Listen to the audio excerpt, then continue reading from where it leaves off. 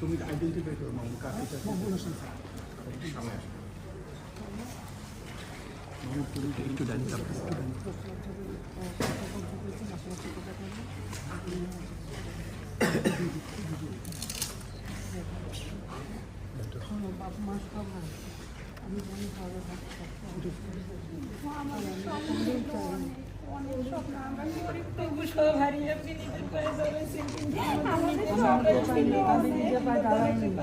আমি দাঁড়াইছি, আমি আসছি খালি আমার এই দেশের মানুষের জন্য। আজকে ঘর বানাই দিচ্ছি, লেখাপড়ার জন্য বই দিচ্ছি, সব কিছু করে দিচ্ছি। আমাদের আমি কিছু করি না, আমি বাসের জন্য করতে আসছি, কিন্তু এরকম ঘটনা আমি তো চাই না।